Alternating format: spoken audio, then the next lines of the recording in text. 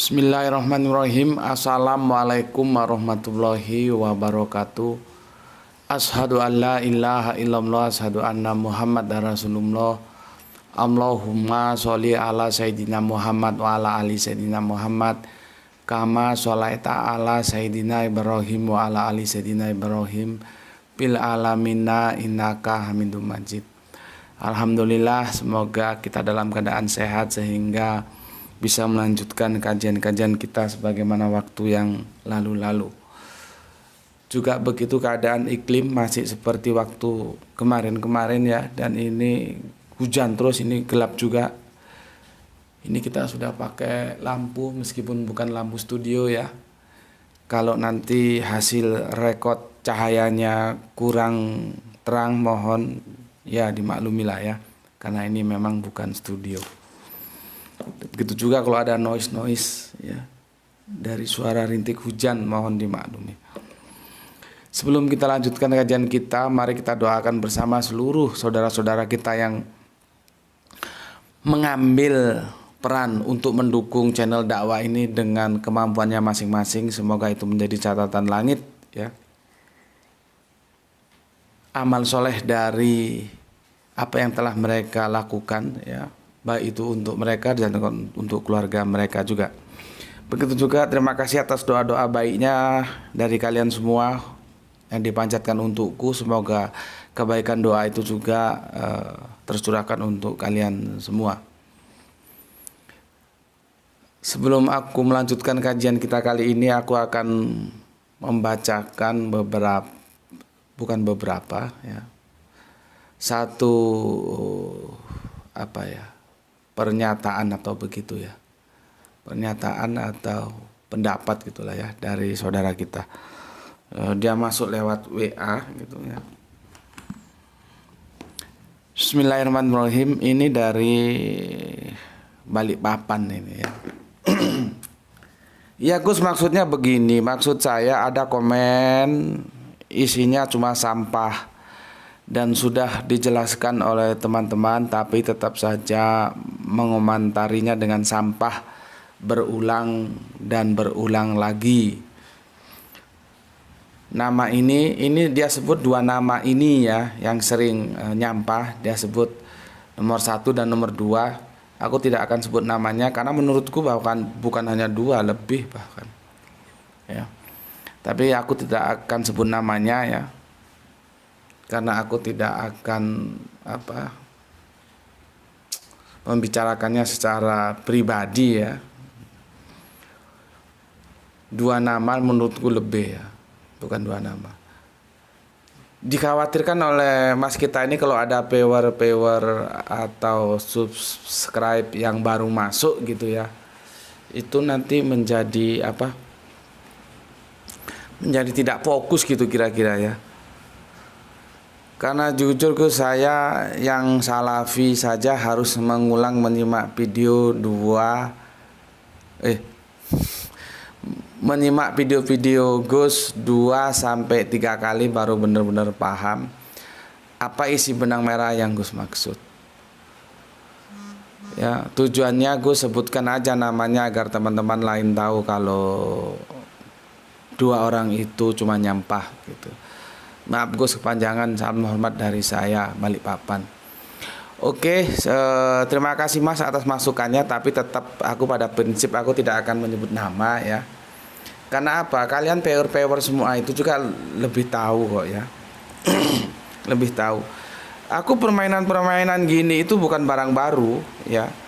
Sejak aku bermain di Facebook juga begini ini, dan aku tidak pernah mendelete, menghapus komen-komen mereka, apapun komen-komen mereka, entah itu santun atau tidak santun. Jadi biar publik tahu ya, sebetulnya yang punya etika itu orang Islam atau orang Kristen gitu. Ya, jadi aku biarkan saja. Kalau agama itu kan sesungguhnya semua agama mengajarkan etika ya, adab ya. Tapi kalau dia mengaku beragama tapi mulutnya tidak beradab, ya biar viewer sendiri yang tahu gitu. Jadi aku memang sengaja tidak sebut nama. Dan begitu juga viewer ini sudah pada pinter kok ya. Mana yang nyampah, mana yang enggak, jadi enggak usah aku sebut lah namanya. Dan kalau menurut kamu 2, menurutku justru ada 3 atau 4. Ya, cuman kan aku tidak pernah hapus itu dan aku biarkan saja. Dan aku sudah bilang jauh-jauh hari ya, kehadiran yang cuman nyampah doang begitu ya. Kan begini toh ya. Teko, tahu teko ya? Jangan sampai nggak tahu kamu teko. Ketika kita tuang, terus isinya masuk ke dalam gelas, itu teko itu nggak pernah bohong. Kalau isinya teko itu air berwarna hitam, maka yang kita tuang ke dalam gelas itu juga warnanya hitam. Kalau isi dalam teko itu air bening, maka yang keluar juga ketika dituang ke gelas itu airnya bening. Jadi apa yang dikeluarkan oleh teko ya, yang dituang itu, yang masuk ke gelas itu, ya itulah isi teko itu nggak pernah bohong. Jadi logikanya sederhana. Ketika ada orang mulutnya kotor, ya dia tidak mampu berdiskusi secara akademik yang santun, yang hormat, yang baik. Ya isi otaknya ya itu memang, gitu loh. Itu sederhana banget kok ya. Isi otaknya ya memang seperti itu lah, mau di gimanakan lagi. Kalau aku sih seperti yang aku bilang, adanya aku anggap tidak ada. Mana pernah aku komen buang-buang waktu, nggak pernah aku komen. Kalian saja mau ngomeni ya terserah saja, aku juga nggak larang, nggak paksa. Kalau yang mau balas komennya ya terserah, nggak dibalas juga terserah. Kalau aku nggak mau. Buang-buang waktu nggak ada manfaatnya ya. Jadi filosofi teko itu seperti itu. Kalau mulutnya mulut binatang ya, dan nyampah, ya isi otaknya ya seperti itu, tidak punya kemampuan berdiskusi secara akademik gitu. Ya, jadi gitu Mas. Aku tidak akan sebut nama, biar viewer sendiri tahu. Nanti viewer sendiri terserah. Kalau aku kan sudah menentukan sikap, aku tidak pernah aku komentari yang gitu. Awalnya aku komentari dulu ya. Ketika aku kira memang dia tujuannya mau bertanya, bagus gitu lah. Setelah lama-lama aku pertimbangkan, ternyata tujuannya memang mau menghujat, mau memaki-maki. Ya untuk apa? Ya adanya aku anggap tidak ada gitu loh. Biarin saja gitu. Ngapain juga? Aku juga nggak merasa terganggu, biarin saja.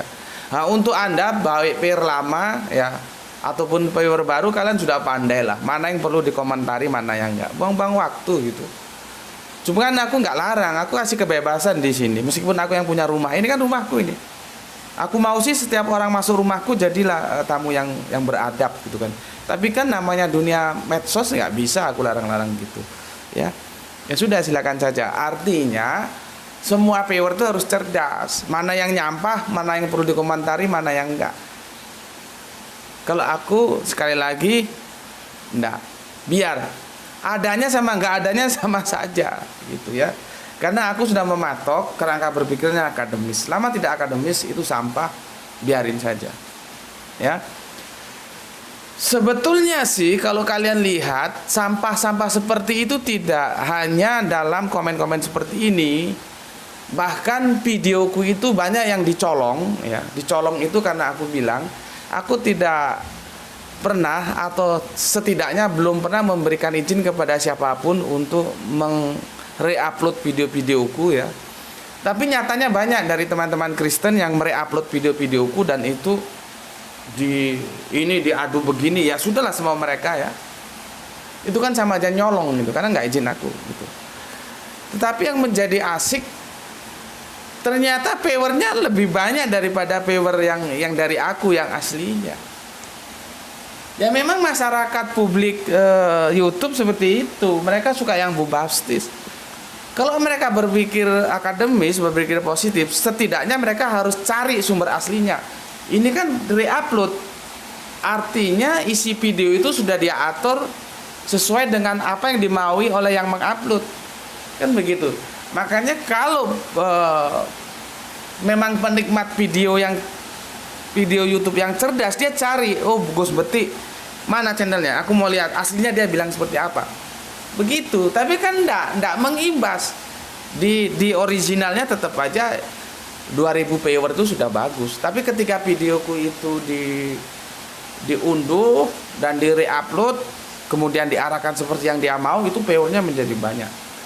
Nah itu teman-teman juga harus hati-hati lihatnya. Ini video originalnya Gus Putih apa yang sudah di-re-upload itu ya. Cuman kan seperti tadi yang aku bilang, aku kan nggak bisa larang-larang. Orang dunia medsos sudah liar seperti itu kok ya. Ya biarin saja. Artinya apa? Kembali ke Anda sebagai penikmat YouTube itu harus cerdas. Mana yang bergizi, mana yang sampah yang harus dibuang jauh-jauh. Ya. Begitu Mas yang dari Balikpapan ya, aku sudah apresiasi apa yang Anda sampaikan dan itu bagus. Aku terima kasih ya. Artinya masukannya sangat-sangat aku apresiasi dan aku berterima kasih. Sekali lagi terima kasih ya atas apresiasinya, tapi mohon dipersori aku tidak bisa untuk menyebut nama-namanya ya. Kan aku jarang sebut nama-nama. Komen juga aku sebut inisial ya. Karena yang nama aku sebut dalam video itu tuh harus orang-orang yang memang secara kapasitas dan otoritas aku pertimbangkan namanya layak aku sebut. Kalau enggak ya enggak lah. Apalagi sampah gini, untuk apa aku sebut namanya? Aneh aja kamu itu ya. Juga PR kan sudah pada cerdas ya. Tahulah mereka mana yang sampah, mana yang bergizi. Oke. Itu tanggapanku. Selanjutnya kita lanjutkan kajian kita kemarin ya. Yang seperti aku bilang banyak yang salah tanggap ya, salah tanggap dari para viewer ketika aku membaca komennya. Tapi sebelum itu aku berpikir begini loh. Sebetulnya aku itu ingin bikin video itu singkat ya maksimal 15 menit lah. Tapi tidak bisa. Karena memang harus panjang, harus disampaikan secara holistik. Cuman sayangnya video-video panjang itu harus diimbangi oleh kecermatan dari viewernya untuk mengamati. Kalau tidak ya loss juga. Bisa loss, bisa ada momen yang hilang. Seperti kajian kemarin itu aku berulang kali ya sampai menganalogikan dengan sebuah persamaan bagaimana tentang cerita uang ringgit gitu ya. Yang 5 rupiah itu adalah 2,5 ringgit ya. Bahkan aku berulang kali aku jelaskan ya, uang ringgit itu sah, uang Republik Indonesia sah, tapi berlaku atau tidak? Tidak. Itu yang sebetulnya aku ingin menjelaskan. Tempus delicti, ketika Yesus itu menjadi satu-satunya jalan, iya, tapi itu kapan? Dan itu nggak ada dibicarakan dalam komentar-komentar kalian, jadi lose contact. Padahal itu sangat perlu, ya sangat perlu. Ya itulah resikonya kalau video panjang itu di atas setengah jam, memang perlu pemirsa yang juga cermat. Akhirnya kan lose contact. Kan nggak mungkin toh. Yesus itu menjadi satu-satunya jalan di era Musa, di era Daud, di era Solomon. Tidak mungkin. Karena semua nabi itu adalah satu-satunya jalan di eranya masing-masing. Dan kini Yesus itu sudah tidak menjadi satu-satunya jalan karena sudah dilanjutkan oleh Kanjeng Nabi Muhammad. Dan ini kalian tidak pahami dan itu lose contact. Padahal itu yang bagian bisa dimasukkan, bagian yang perlu dari sekian yang perlu itu yang aku sampaikan kemarin ya. Oke, terus ada yang minta aku bahas Zulkarnain. Sabar ya, setelah ini aku mau melanjutkan tentang sholawat. Sholawat aja belum kelar sudah minta Zulkarnain. Sabar ya, nanti Zulkarnain kita bahas. Oke, ini kajian kita yang kemarin ya, aku hapus. Ininya tetap ya. Jadi nanti tetap bikin warna hitam anunya, thumbnailnya ya, supaya gampang dicari, supaya mereka kalau mau belajar mengenal siapa Yesus itu lebih mudah. Ini aku hapus dulu, kemarin sudah kita diskusikan. Oke, aku mau baca dari komentar kalian ya. Yang masuk kemarin secara berurutan ya. Eh,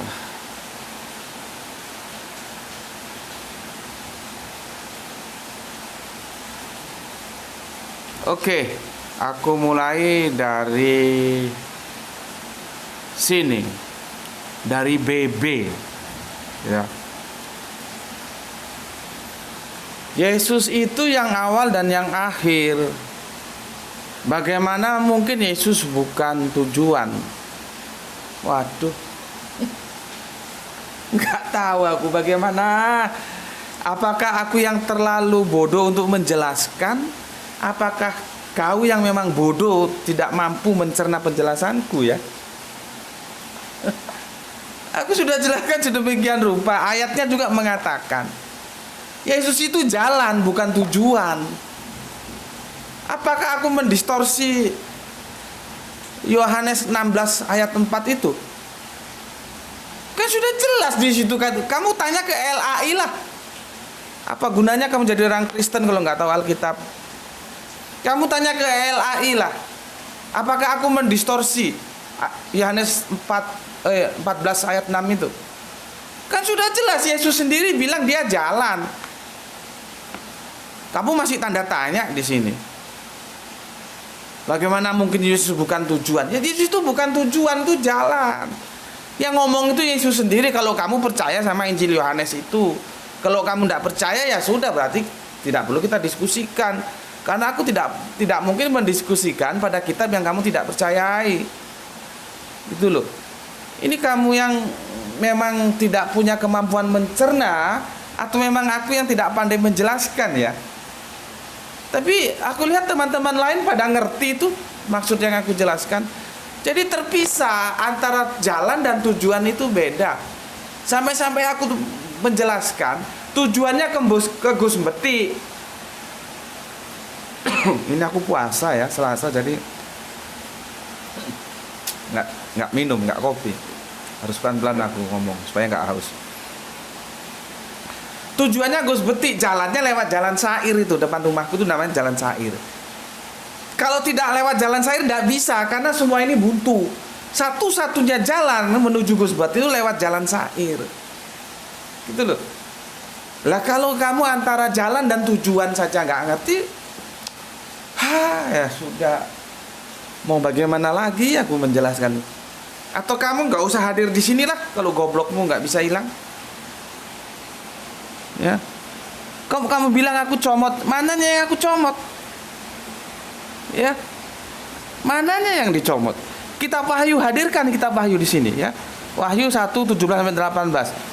Ketika aku melihat dia, tersungkurlah aku di depan kakinya, sama seperti orang yang mati. Tetapi ia meletakkan tangan kanannya di atasku. Lalu ia berkata, jangan takut, aku adalah yang awal dan yang akhir, dan yang hidup. Aku telah mati, namun lihatlah aku hidup sampai selama-lamanya. Aku memegang segala kunci maut dan kerajaan maut. Oke, terus apa hubungannya? Apa hubungannya dengan Yohanes 14:6 yang aku nukil kemarin, bahwa Yesus adalah jalan satu-satunya, only Jesus, tidak ada jalan lain, dia bukan tujuan. Terus apa hubungannya dengan Wahyu 1:17-18 ini? Kamu mau bilang Alpha Omega? Itu sama teman Islam sudah dijelaskan. Alpha Omega sudah aku. Jadi kamu telat. Alpha Omega itu sudah jauh hari sudah aku jelaskan. Lah kamu sekolah Alkitab, sekolah minggu ke gereja, kamu baca apa aja? Kok nggak ngerti-ngerti juga? Yesus itu Alpha Omega, iya. Tapi bagaimana cara memahami Alpha Omega yang itu dinisbahkan kepada Yesus? Itu videonya ada setahun yang lalu atau 8 bulanan yang lalu sudah diunggah. Kan kamu telat aja masuk ke sini. Terus kamu nabiak-nabiak kata orang Jawa. Nggak ngerti urusannya nabiak-nabiak. Ya. Jadi kalau kamu pahami Yesus itu benar-benar Alpha Omega, kamu diketawain orang. Karena tidak mungkin ada anak itu lebih tua dari ibunya, itu tidak mungkin. Anak lebih tua dari bapaknya itu tidak mungkin. Fakta historis mengatakan Bunda Maria itu lebih tua karena dia ibunya Yesus.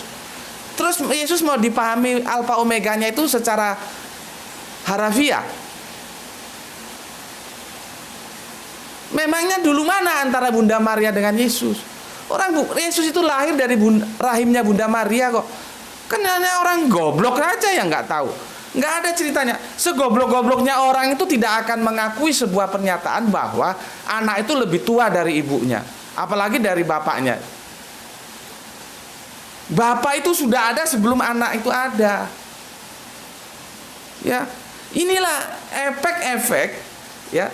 Kalau beragama itu sudah dicecar sama dogma, ya akhirnya jadi geblek seperti ini. Ya. Ini anakku gerah itu ya, aku kasih Alkitab ini. Aku masukkan dia ke hotel, aku suruh belajar dia Alkitab. Khusus perjanjian baru aja lah. Perjanjian lama nggak usah, karena memang nggak ada di sana. Perjanjian baru dia baca, ya, sampai tuntas 1 minggu. Aku kasih makan, aku kasih minuman, aku kasih yang enak-enak supaya dia betah di dalam hotel. Tapi baca, pelajari perjanjian baru. Berapa lama kamu sanggup? 1 minggu? Iya, 1 minggu. Kamu nggak usah keluar. Semua kamu minta apa? Minta soto bapak kirim, minta kopi bapak kirim, minta jus bapak kirim. Pelajari perjanjian baru. Setelah itu dia pelajari selama waktu yang dia minta 1 minggu. Terus aku tanya, menurut kamu yang kamu baca di perjanjian baru, Yesus itu pernah nggak mengaku atau diakui sebagai Allah? Aku yakin gerah itu bilang tidak, karena memang tidak ada. Gitu loh. Adanya itu di dalam dogma. Kenapa gerah itu bisa bilang tidak? Yesus tidak pernah dibilang sebagai Allah di kitab perjanjian baru. Karena gerah itu belum terkontaminasi oleh dogma. Gitu loh. Kalau kalian sudah terkontaminasi sejak sekolah minggu, terkontaminasi oleh dogma, nggak usah baca Bible pun Yesus itu ya kalian bilang Allah. Ya ndak apa-apa kalau itu iman kalian. Kan aku bilang berkali-kali, kalau dalam konteksnya iman, jangankan Yesus dianggap Allah. Ya, kambing itu dianggap Allah juga, terserah saja, aku tetap hormati, itu hak kalian. Tapi kan di sini kajiannya akademis. Akademis itu kalau kita beragama, ya Alkitab. Kan aku berkali-kali bilang Alkitab ini. Ada nggak Yesus diakui sebagai Allah? Kan tidak.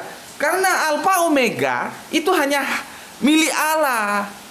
Tidak ada satupun yang itu Alfa Omega. Kalau dalam kitab Al-Quran dicerahkan wal awalu wal akhiru. Dialah yang awal, dialah yang akhir.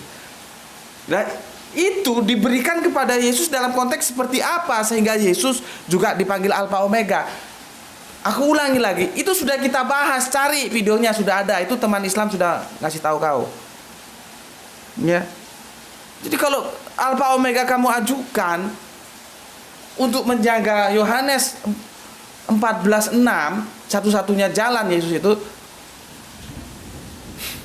ya jauh panggang dari api kalau kata kami orang Sumatera. Aku bilang ke kanan, kamu ke kiri. Aku bilang ngalor, kamu ngidul.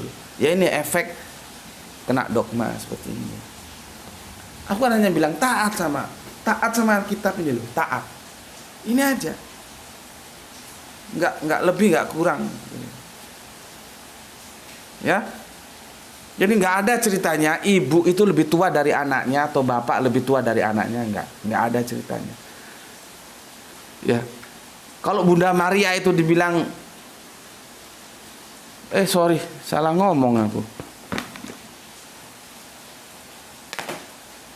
Enggak ada ceritanya, ini efek enggak ngopi mungkin puasa. Nggak ada ceritanya anak itu lebih tua dari ibunya. Nggak ada ceritanya anak itu lebih tua dari bapaknya. Ya.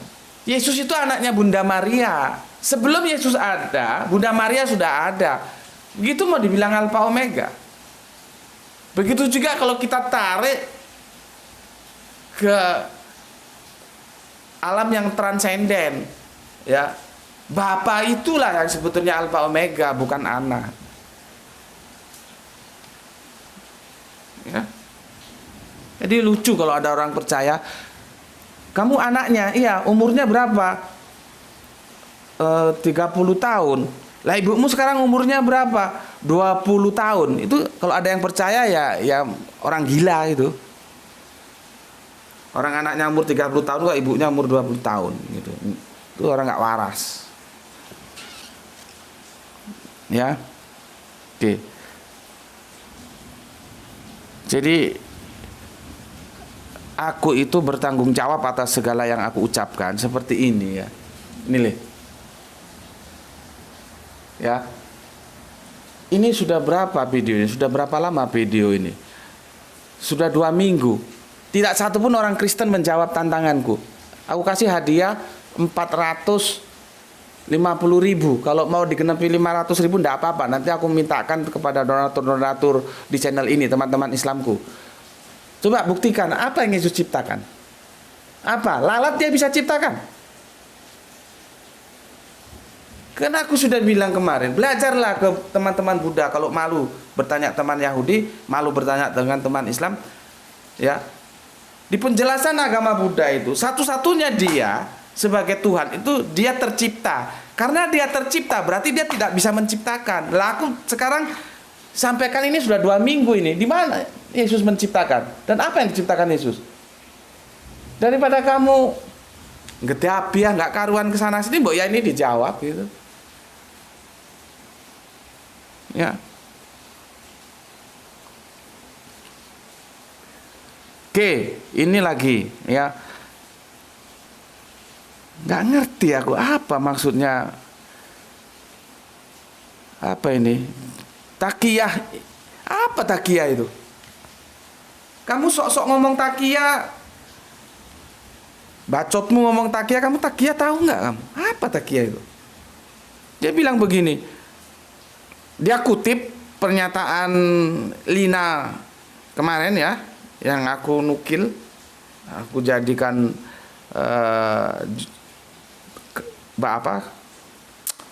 kajian ya. Dia bilang begini. Saya Kristen, memang jika kita simak dengan seksama Alkitab, ya intinya dia mengkopas pernyataannya dari Mbak inilah ya. Lalu dikomentari di bawahnya. Ini Mbak ini kata bilang yang takiyah, apa takiyah itu? Mengaku sebagai Kristen padahal Muslim, yang dipakai ustadz goblok buat mendukung dalil blow-onnya. Astagfirullahaladzim. Orang Kristen tuh nggak bisa ya belajar ngomong yang baik, kok cuma maki-maki aja. Memangnya kamu di gereja itu diajari maki-maki gitu? Iya. Kok nggak malu ya? Iya. Kamu, itulah yang aku bilang tadi, bahwa apa yang keluar dari teko itulah isi teko. Jadi kalau bisanya cuma maki-maki, ya si otaknya itu maki-maki itu aja. Terus gitu mau mengajak beradu argumentasi dengan Gus Metik.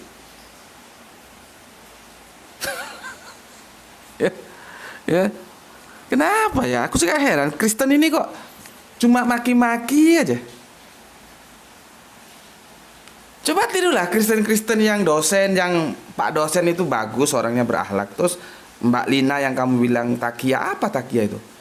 Kamu bisa jelaskan apa takiyah itu? Ya. Kok taunya cuma maki-maki aja ya? Heran aku. Heran.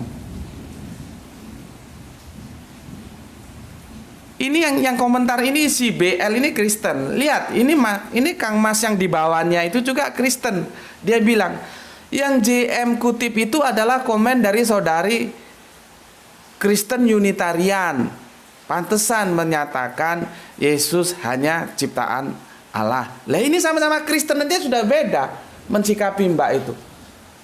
Yang satu bilang katanya pura-pura Muslim, yang satu bilang itu Kristen Unitarian. Sudahlah kalian sama Kristennya itu diskusikan sebetulnya Mbak itu siapa, aku juga nggak tahu. Dan aku nggak perlu tahu ngapain. Yang jelas dia komen santun, bagus, ya aku tanggapi komennya. Apa salahnya? Ya, kalian aja sama-sama Kristen tuh diskusi ya. Sebetulnya Mbak itu siapa sih gitu, atau Mbak itu bisa menunjukkan dirinya, itu bagus juga ya. Ini Mas JM ini, Mas S ini ya, Mas S sama BE ini kalian kan sama-sama Kristen ini ya. Diskusikanlah Mbak yang aku tanggapi komennya kemarin itu siapa sebetulnya. Karena katanya Mas SE bilang Unitarian. Kristennya. Kata yang atas katanya itu Muslim. Itu yang mana yang benar? Karena kan sama-sama Kristen. Sama-sama Kristen aja rame. Untuk Mas SE aku teruskan, terserahlah Anda JM. Ya iya memang terserah aku, masa terserah kau. Yang jelas Kristen yang benar akan mengaku Yesus itu Tuhan Allah.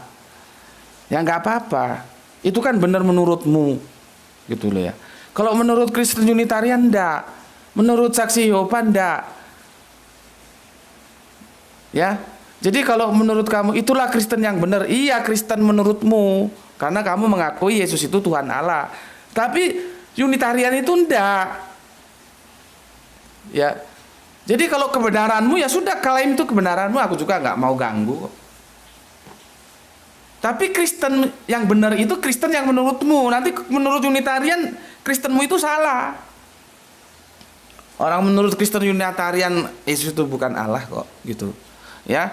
Tapi nggak apa-apa Mas SE, ini menurutku ya cukup santun lah ya. Bagus, terima kasih ya. Berikutnya ini Mas WH, ini dari Kristen Katolik. Ya, maaf Mas, kita berbagi pengetahuan. Ngapain kamu bagikan pengetahuanmu seperti ini? Aku sudah 20 tahun lalu sudah belajar. Ya, kamu kan ujung-ujungnya lari ke Duinatur. Itu kan Apoliniaris yang bikin. Ada di Bible mengatakan bahwa Yesus itu Duinatur. Jadi gaya-gaya seperti ini sudah tertinggal jauh lah. Kamu ajak yang lain aja, jangan ajak aku untuk diskusi Duinatur. Ya. Jadi menurut Kristen Katolik, doa Yesus kepada Bapa artinya doa dalam hubungan Bapa dan Putra, bukan dalam hubungan Tuhan dan Allah. Karena kita kalau tidak bisa memahami jati diri Yesus, maka yang ada hanya perdebatan. Yang harus, ya supaya nggak berdebat, taat terhadap Alkitab. Berdebat itu kan karena kan filsafat dan dogma masuk ke dalam otakmu. Coba kita berpegang teguh terhadap Alkitab. Nggak berdebat kita. Ya. Yang khusus kita ingat, Yesus membawa dua figur, nah ini Duinatur. Ujung-ujung kan, ujung-ujungnya nih, naga-naganya nih, kamu mau jualan Duinatur sama aku. Ya. Kamu mau berbagi pengetahuan sama aku, itu sudah aku buang jauh-jauh. Dan itu sudah aku bahas. Yang namanya 100% itu penuh. Nggak mungkin ada yang lain kalau otakmu paham. Kalau dia manusia, ya manusia. Kalau dia Allah, ya Allah. Nggak ada satu eksistensi dia manusia, dia Allah. Itu hanya orang geblek aja yang percaya begitu itu. Ya, Alkitab tidak membicarakan Duinatur seperti itu. Ya. Jadi kamu silahkan ajak yang lain. Kalau bagi aku basi dan itu sudah aku bahas. Kamu cari di videonya. Ya. Nggak mungkin. Ini 100% kacamata, ini ya kacamata. Nggak mungkin ini spidol. Kalau ini spidol nih. Nggak mungkin satu objek dia kacamata dan spidol. Ya. Nampak dari situ. Tak pikir kamu mau ngasih pengetahuan baru nggak tentang pengetahuan Duinatur. Diskusi tentang Yesus berdebat, iya karena ada salah satu yang nggak taat sama Alkitab. Coba semua taat sama Alkitab, nggak ada perdebatan itu.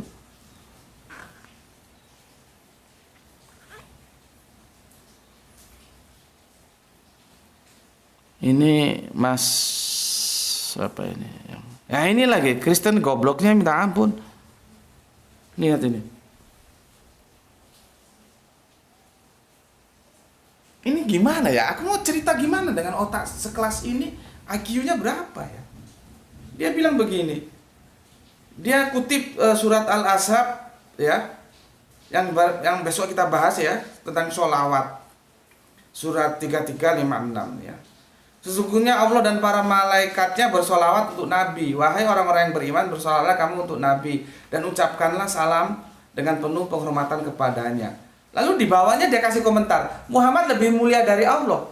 Dia tanya, ini yang goblok siapa ini? Ini kan goblok 7 turunan ini. Ini Kristen goblok banget ini. Ini Kristen nggak mau tanya sama saudaranya Islam, tanya yang baik. Ada nggak orang Islam yang mengakui bahwa Muhammad lebih mulia dari Allah? Ini kan cangkemmu yang bilang begini. Gitu loh. Makanya diskusi itu yang enak. Kalau kamu nggak ngerti, kamu tanya. Aku berapa seri sudah? Sholat itu berapa seri, Ali? Sudah 5 seri lebih itu. Kamu bisa lihat di sana. Dan tidak ada satu orang Islam pun mengatakan bahwa Muhammad itu lebih mulia dari Allah, itu tidak ada. Ini kan kegoblokanmu. Kamu goblok-goblok sendiri, kamu simpul-simpulkan sendiri, terus orang Islam suruh kamu mintai pertanggungan jawab. Kamu nggak diajari diskusi kah? Aduh, sebetulnya aku kalau bisa loh ya, kalau bisa Kristen yang masuk ke sini tuh yang terdidik aja lah, jangan yang barbar seperti ini, ya. Karena apa? Kita mau ngomong juga nggak sampai hati. Ibarat orang sepak bola itu, kita bawa lari-lari aja dia sudah ngos-ngosan, gitu loh, ya. Nggak tahu aku. Kalau kamu yang menyimpulkan, ya kamu yang bertanggung jawab. Karena orang Islam tidak pernah menyimpulkan Muhammad lebih mulia dari Allah. Kalau kamu nggak paham, nggak ngerti surat Al-Ahzab itu berbicara tentang apa sholawat itu, kamu tanya. Bukan kamu nyimpulkan, terus orang Islam kamu minta pertanggungan jawab. Orang kamu sendiri yang menyimpulkan ke orang Islam kamu minta pertanggungan jawab. Islam dari ujung sana sampai ujung sini kamu tanya. Apa ada yang menganggap Muhammad itu lebih mulia dari Allah? Kristen. Belajarlah sama Kristen yang terdidik sana ya. Yang dosen, yang apa. Gini bikin malu. Ya, bikin malu. Dikirain dalam kekristenan itu kamu nanti hasilnya cuma begini-begini doang. Gak mampu berargumentasi dengan baik, dengan hormat gitu. Kamu sekolah minggu diajarin begini. Berapologi seperti ini. Kalau gini kan yang malu agamamu. Ya. Berikutnya, Yesus Kristus ini dari Mas SE yang tadi sudah ya. Yesus Kristus superior dalam legenda. Saya menghormati pendapat dan pemahaman Gus Beti. Oke, aku juga menghormati dan memahami pemahaman Mas SE ini ya. Yang pasti Yesus Kristus adalah histori. Iya, Mas. Iya. Tapi jangan lupa, di samping historis ada legendnya. Gitu loh, ada dogmanya. Kalau Mas bilang yang pasti Yesus Kristus adalah histori, iya aku amini. Tapi tidak semuanya histori, ada legendnya, ada dogmanya. Yesus diterima sebagai Allah itu di dogma. Seandainya ya, ini Mas SE ya, aku kasih tahu. Nggak tahu kamu di gereja sama pendetamu dikasih tahu cerita seperti apa. Seandainya ya kekristenan itu tetap ada dalam teritorial Israel yang notabene itu para Yahudi, ya itu Yesus nggak pernah jadi Tuhan. Yesus nggak pernah jadi Allah, gitu loh. Tetapi karena kekristenan dibawa keluar, itu kan dulu awalnya tentang sunat tuh. Ya, ketika Kanjeng Nabi Isa atau kekristenan itu awalnya ya. Nah, Kanjeng Nabi Isa selesai ya. Yang menurut kalian diangkat ke langit, ya sudahlah kalau mau diangkat ke langit sana ya. Itu akhirnya kan kekristenan Nasrani belum Kristen dulu. Itu ditawarkan ke luar Israel. Akhirnya terjadi perdebatan. Di sana ada juga si Paulus. Gimana ini orang-orang non-Israel tidak mau sunat? Terus gimana keputusannya? Paulus diajak sama Barnabas ke Yerusalem. Jadi Paulus itu punya hutang budi sama Barnabas. Tanpa Barnabas, Paulus tidak masuk dalam lingkungan elit murid-murid Yesus. Itu baca itu di Kisah Para Rasul. Itu ada ya. Sama di kitab-kitab lainnya. Tanpa jasa Barnabas, Paulus itu bukan apa-apa. Paulus lah yang memperkenalkan. Aduh, ini efek gak minum kopi ini. Barnabas lah yang memperkenalkan Paulus kepada Petrus. Dulu soko gurunya Petrus. Akhirnya pendapat Petrus disokong oleh Yakobus. Ya sudahlah. Jangan kita memberatkan. Yang gak mau sunat, biar gak mau sunat. Akhirnya Paulus menjadi rasul untuk orang-orang tak bersunat dan lainnya tetap kepada orang bersunat. Di sini kekristenan masih bergeser tentang sunat doang. Karena dalam konsep theos, Paulus masih bersikeras pada syahadat sema. Makanya aku ingatkan sekali lagi, jangan bawa Paulus dalam Tritunggal, karena Paulus masih menyembah Allah yang tunggal. Dan Paulus tidak pernah mengatakan Yesus itu Allah. Tetapi setelah kekristenan yang awalnya Nasrani itu bersentuhan dengan dunia luar Israel, di sanalah paham-paham pagan itu masuk, di antaranya Tritunggal. Itu buah pemikiran dari siapa? Irenaeus. Kalau tadi Apollinaris yang Dunatur, gitu loh. Jadi seandainya kekristenan itu tetap dalam teritorial Israel yang notabene Yahudi, Yesus tidak jadi Allah. Yesus dijadikan Allah itu namanya, kalau kalian ngaji di sekolah kita, namanya apoteosis atau deifikasi. Yesus mengalami deifikasi atau apoteosis itu dalam dogma Kristen. Gitu loh Mas. Begitu juga historinya. Ada memang, aku tidak ingkari, tapi legendnya seperti yang kita bahas kemarin itu. Sampai berapa persen kamu percaya kalau Yesus nanti turun lagi? Kedatangan yang kedua. Seberapa persen Mas S ini yakin? Dan keyakinannya itu coba diuji. Lihat videoku bahwa Yesus tidak akan turun lagi itu. Tapi sayangnya teman-teman Islam ada juga yang percaya dengan dongeng-dongeng seperti ini. Repot juga. Akhirnya aku harus berhadapan dengan dua kekuatan, Islam mainstream dan Kristen. Ya nggak apa-apa, itu resikoku. Jadi orang berbicara dalam bingkai akademis itu ada resiko. Nggak apa-apa kalau kita mau diskusi 3 meja juga, ayo silakan. Jangan 3 meja, 2 meja.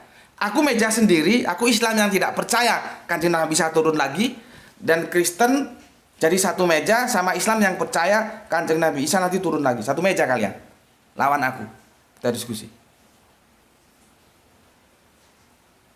Ya. Jadi argumentasi dijawab oleh argumentasi. Enggak Mas, itu legend. Ya, itu legenda. Ya. Makanya coba ini. Ini bukunya, dulu bukunya yang aku baca seperti ini, tapi sekarang edisi berikutnya covernya itu sudah berubah. Ini adalah The Jesus Family Tomb atau makam keluarga Yesus. Ini pakar-pakar semua ini, pakar arkeolog, pakar antropolog, pakar kimia, pakar apa semua ini menyelidiki ini bahwa ada makam Yesus. Nah, berarti kan dia nggak naik ke langit yang seperti yang kalian imani nanti mau akhir zaman turun lagi. Nah ini mbok disanggah. Ini yang ngomong semua orang pakar, bukan asal jeplak. Ya, itu disanggah. Gitu loh. Karena ini kan berarti menggugurkan bahwa Yesus naik ke langit. Orang makamnya aja di bumi kok. Tuh. Ya. Ini siapa lagi ini? Ini ya gini nih, bisanya maki-maki aja. Ya. Ya, apanya yang legend? Ya, jelas legend kok, apanya yang legend? Kamu ngerti nggak? Yang dijelaskan kemarin. Ya, kamu ngorok nonton video. Ini ucapan Yesus di Injil Matius 28:18. Yesus mendekati mereka dan berkata, "Kepadaku telah diberikan segala kuasa di surga dan di bumi." Ini sudah aku bahas. Lihat videonya. Yesus diberikan. Kalau Yesus yang beri itu siapa? Kalau Yesus nggak diberi, Yesus punya. Coba otakmu buka, pahami kalimat ini, diksi dan narasinya pahami. Grahito, aku kasih, mana Le? Ini uang. Ini Le, terima Le. Grahito aku kasih uang. Pertanyaannya, kalau Grahito nggak aku kasih uang, dia punya uang nggak?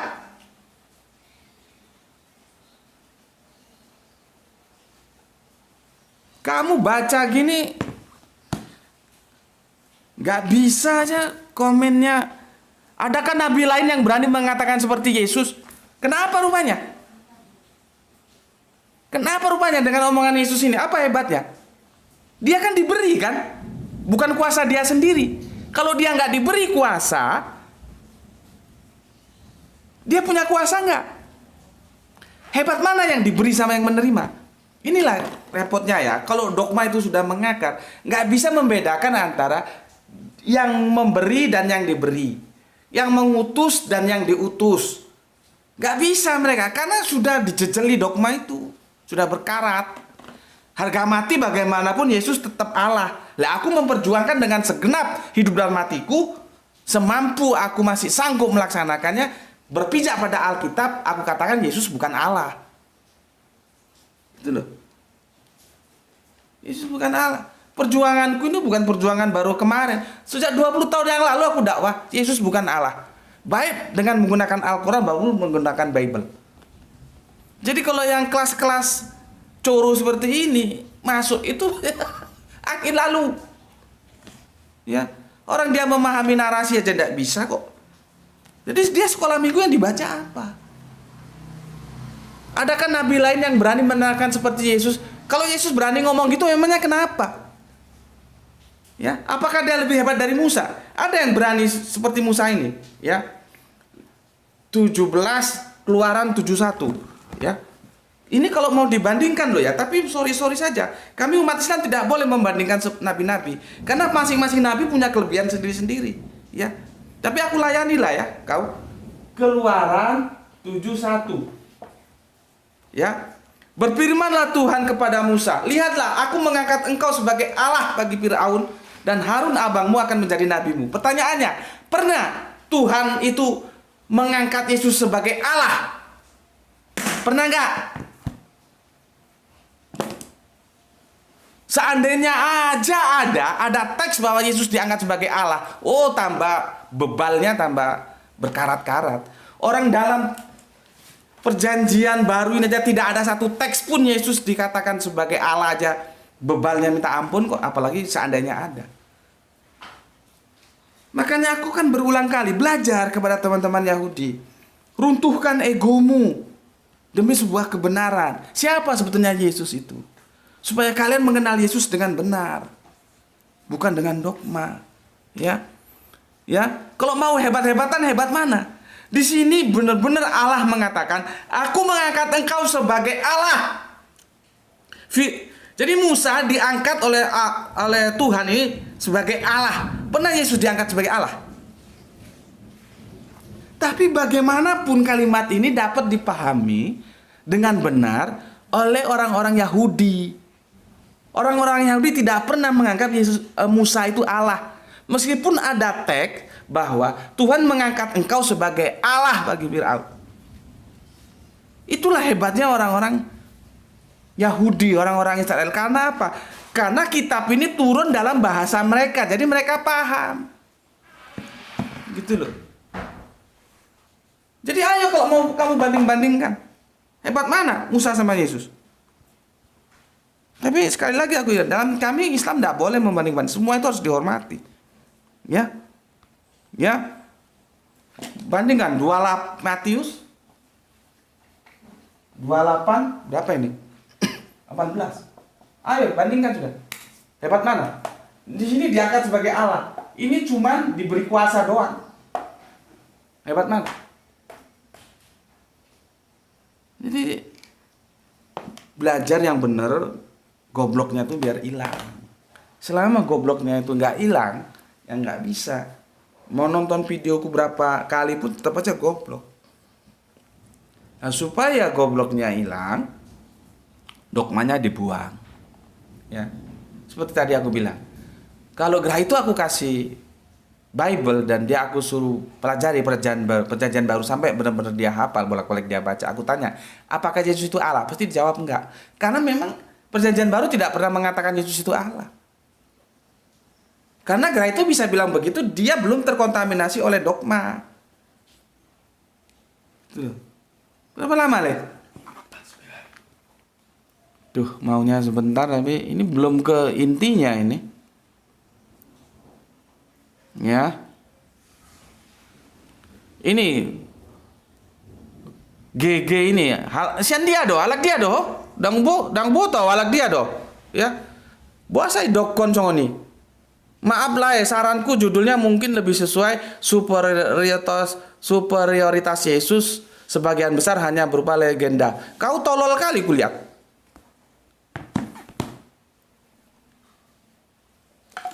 Kau kalau tengok videoku, ya, awak bikin video itu awak rinci. Jadi kalau kau tengok itu yang benar-benar. Video itu sudah aku bikin constraint. Constraintnya itu adalah berawal dari sebuah konten yang dibuat oleh teman Kristen kita. Dia bilang Yesus itu satu-satunya lah yang jasadnya itu tidak ditelan bumi, tapi dia naik ke langit. Dan awak sudah buktikan kemarin kan, ternyata kita bandingkan sama Elia. Elia lebih hebat karena Elia juga ke langit, tidak ada makamnya di bumi, tanpa proses mati. Ya. Begitu juga Henok, begitu juga siapa kemarin? Abimelek. Ya. Itu konteksnya dalam konteks bahwa seseorang itu dinyatakan hebat karena makamnya tidak ada di bumi. Kau tengok itu, kau pahami. Bukan masalah yang terus lebar seperti yang kau bilang. Apa ini? Sebagian besar hanya berupa legenda. Tidak begitu. Kau ini juga tolol kali. Oke. Jadi gini ya. Kalau kau tengok video, kau tengok dulu itu constraint-nya apa. Kalau kamu nggak tahu constraint, tanya itu. Kalau kamu punya teman mahasiswa atau dosen, tanya constraint itu apa. Jadi ada batasan-batasannya. Menjadi batasan kemarin itu, benarkah hanya Yesus yang jasadnya tidak ditelan bumi? Ternyata kan di buku ini ditelan bumi. Itu loh. Jadi aku nggak bahas yang lain-lain. Kau asal ngomong aja kau. Berikutnya ini menjadi judul kita ya. AS. Ini manusia tuh, ini ustadz manusia gak jujur ya. Ini maki lagi dia. Ya bisanya maki-maki gini aja. Tuduh orang sana sini. Sebentar dia tolak Alkitab, sebentar dia meyakini tulisan Alkitab, padahal sudah jelas ditulis bahwa nama di atas segala nama itu Yesus. Kemudian dia tulis Filipi 2:8-10 ya. Dia tulis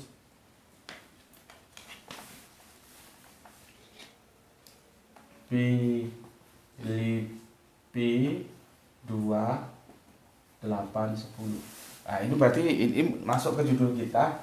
Yesus adalah, nanti gini ya.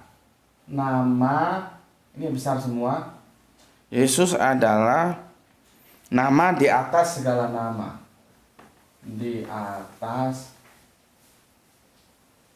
segala nama. Ya. Ini garis bawah ya, hitam. Ini kalau bisa satu garis, kalau nggak bisa kamu atur, bikin 2 garis ya. Yesus nama di atas segala nama. Aku mau tanya, namanya siapa? Nanti gini ya, Lea.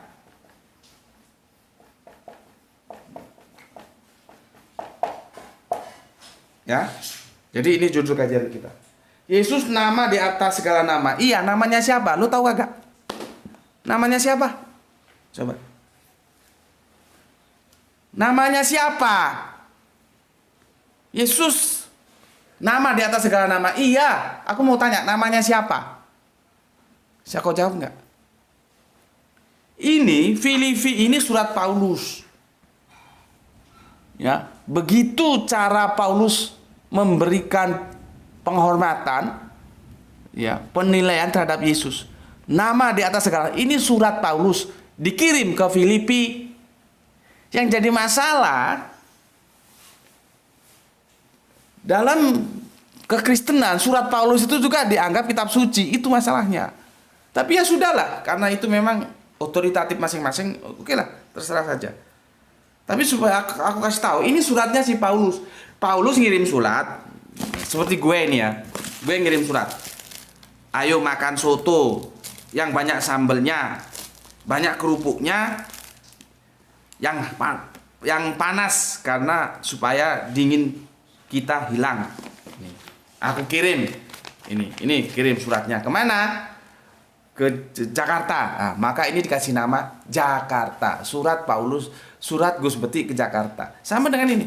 Ini surat Paulus yang dikirim ke Filipi. Nih. Ya. Surat Paulus yang dikirim ke Filipi. Coba kita lihat. Dan dalam keadaan sebagai manusia, ia telah merendahkan dirinya taat sampai mati, bahkan sampai mati di kayu salib. Nah, hebat kan? Satu-satunya Allah mati itu ya di di kekristenan. Ya. Allah bisa mati itu ya di kekristenan itu. Di lain-lain agama ndak ada Allah kok bisa mati gitu. Di kekristenan bisa. Nanti larinya kemana mereka? Ngelesnya pakai Dwi Natur. Lagi-lagi jualannya ke Dwi Natur. Karena Dwi Natur itu adalah sebuah dogma untuk mereka bisa bertahan, mempertahankan Yesus sebagai Allah. Karena kalau kita baca perjanjian baru, ya Yesus itu memang insani, ya memang dia manusia kok. Maka ketika ada sebuah kondisi yang itu tidak pantas dinisbahkan kepada Allah, Allah kok begitu gitu ya. Maka dia bilang, oh ini pada waktu itu dia sebagai manusia. Jadi AC/DC gitu loh. Yesus itu bisa mereka atur kapan dibikin AC, kapan bisa bikin DC, kapan bisa dibikin Allah, kapan bisa dibikin manusia. Seenak-enak mereka aja, sama mau mereka. Ya. Tapi sekali lagi dalam konsep theos, ya Paulus tidak berdosa. Ya, dia masih menyembah berdasarkan syahadat Shema, Allah yang tunggal. Ya. Oke, itulah sebabnya Allah sangat meninggikan dia, mengaruniakan kepadanya nama di atas segala nama. Sama dengan yang tadi, dikaruniakan, diberikan. Hebat mana yang diberi sama yang memberi? Kalau kamu aja ini nggak lulus, nggak tahu bahasa Indonesia kalian tuh rata-rata dogma itu bikin orang goblok sih ya. Untuk membedakan yang memberi dan yang diberi aja nggak bisa. Utusan dan yang ngutus aja nggak bisa. Jalan dan tujuan aja nggak bisa. Terus bagaimana mau diskusi kalau gitu? Ya, ini sudah jelas. Mengaruniakan kepadanya nama di atas segala nama. Nyanya itu Yesus. Yang mengaruniakan siapa? Coba kamu jawab. Supaya dalam nama Yesus bertekuk lutut segala yang ada di langit dan yang di bumi, di atas bumi dan yang ada di bawah bumi. Iya, tapi namanya siapa yang bertekuk lutut? Namanya yang memberi nama itu bertekuk lutut enggak? Coba. Jadi kamu sendiri yang goblok, orang lain yang kamu komentari. Udah jelas di situ ditulis nama Yesus, dia malah mengobok-ngobok Alkitab pakai teori buatan sendiri, membuat tafsiran sendiri untuk tidak setuju. Padahal di situ sudah jelas sekali gak perlu ditafsirkan. Lah karena goblokmu gak menafsirkan itulah kamu gak ngerti bahwa Yesus itu nama di atas segala nama, itu dikaruniai, diberikan. Ngerti gak kamu? Hebat mana yang diberi sama yang memberi? Terus apakah nama yang memberi nama itu juga itu namanya di bawah nama Yesus? Makanya aku tulis judulnya, Yesus, nama di atas segala nama. Iya, namanya siapa? Paham nggak kau? Berapa lama kau belajar Alkitab?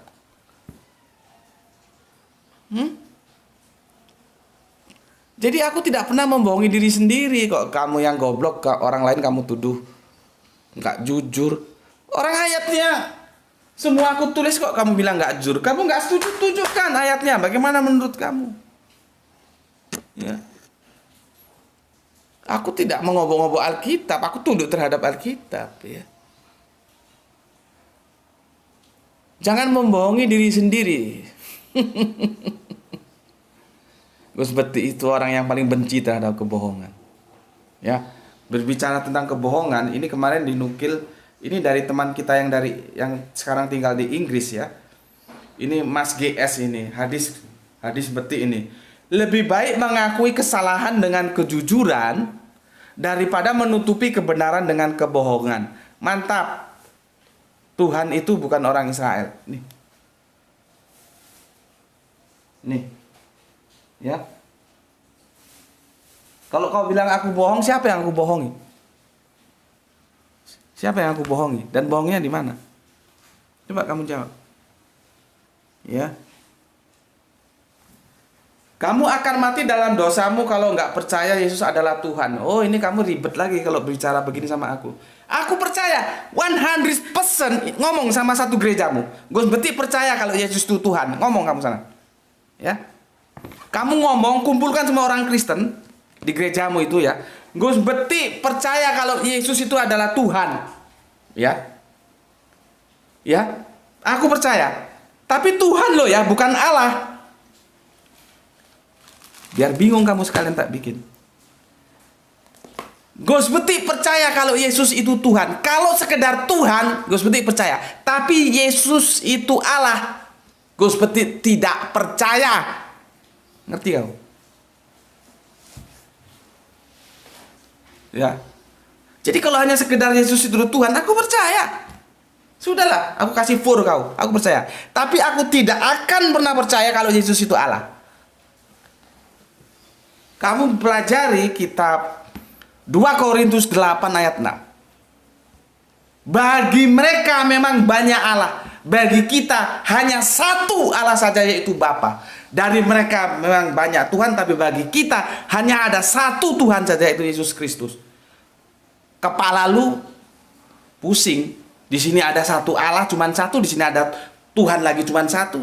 Lalu apa hubungannya Tuhan dan Allah? Lihat videoku tentang Tuhan itu berasal dari kata mana.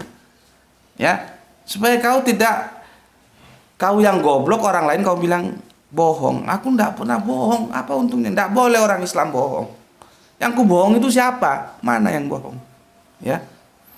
Sekarang aku akan mengadu. Filipi 28:10. Nama di atas segala nama. Coba kamu jawab. Namanya siapa? Coba. Namanya siapa? Ya.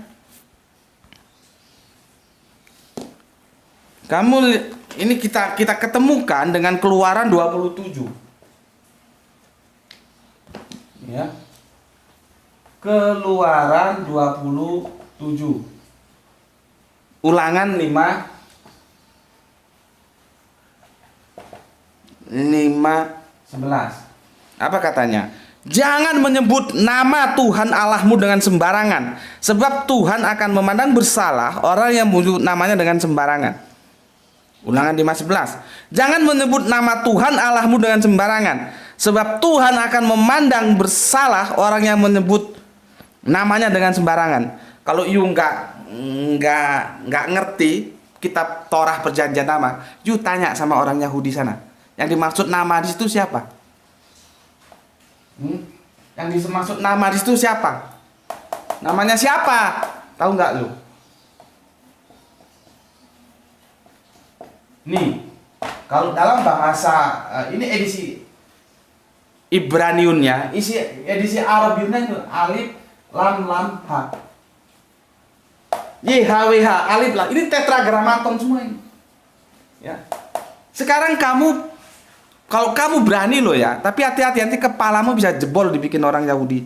Kamu berteriak sana ke Yerusalem bilang bahwa nama Yesus itu lebih tinggi dari nama YHWH gitu.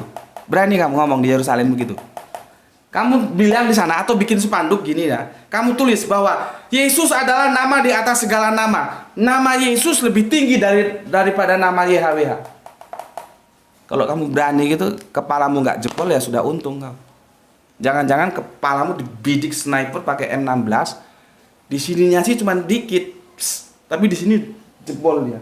Karena dia berputar begini itu peluru. Coba kamu ngomong ke Yerusalem sana, berani? Ya, berani. Ya. Makanya aku bilang, Yesus nama di atas segala nama. Iya, namanya siapa? Apakah namanya Yesus lebih tinggi dari YHWH? Kamu baca nih.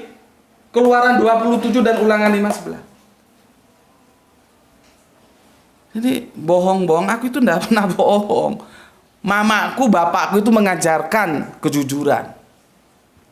Agamaku itu juga mengajarkan kejujuran. Tidak boleh kami orang Islam bohong. Kok kamu bilang bohong?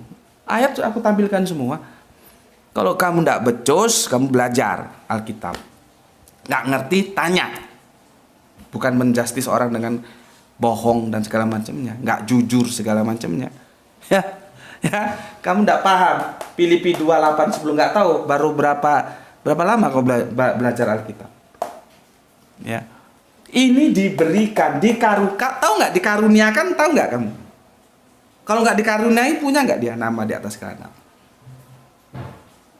Ya, jadi coba Yesus dengan YHWH ini ketemukan, mana paling tinggi namanya? Kamu pasang spanduk, kamu gini di Yerusalem sana, ya, atau di tembok ratapan sana kamu begini kan, ya, bahwa Yesus itu namanya lebih tinggi dari YHWH itu. Nanti kalau kamu pulang selamat berarti ya bagus. Tapi kalau kamu pulang tinggal nama dan kepalamu dibidik oleh orang-orang Yahudi pakai M16, ya itu resiko kamu. Ya, karena enggak. Ya, oke, itu yang bisa aku bagikan ya. Jangan bilang aku marah-marah loh ya. Memang stylenya begini. Ya, aku nggak bisa ngomong lemah gemulai, nggak. Aku belak-belakan tegas-tegas saja. Intiku apa sih? Intiku mencapai kebenaran. Apa yang disampaikan oleh Alkitab? Alkitab tidak pernah mengajarkan kepada siapapun bahwa Yesus itu Allah. Dan aku mengajak siapapun untuk tunduk terhadap Alkitab tentang Yesus itu tidak pernah dinyatakan sebagai Allah. Karena berpikir akademis, berpikir sandaran, beragama sandarannya Alkitab. Kalau misalkan dogma dan itu masuk kepada keimanan, ya silahkan saja. Untuk kesekian kalinya aku bilang, kalau dalam konteks iman kalian mengimani Yesus itu Allah, aku hormati, silahkan saja. Itu kan iman Anda. Nah, di sini ranahnya bukan berbicara iman tidak bisa didiskusikan, tapi kita berbicara dalam ranah akademis. Yang harus dipertanggungjawabkan berdasarkan dalil-dalil akademis, ya Alkitab. Jadi aku capek dari sekian judul, udah berapa judul ya yang hitam? 4-5 ini kalau nggak salah ya. 5 ini. Itu intinya apa? Aku mengajak semua untuk mengenal Yesus dengan benar sesuai yang Alkitab katakan. Itu dari aku, sampai ketemu lagi. Bismillahirrahmanirrahim. Alhamdulillahirabbil alamin.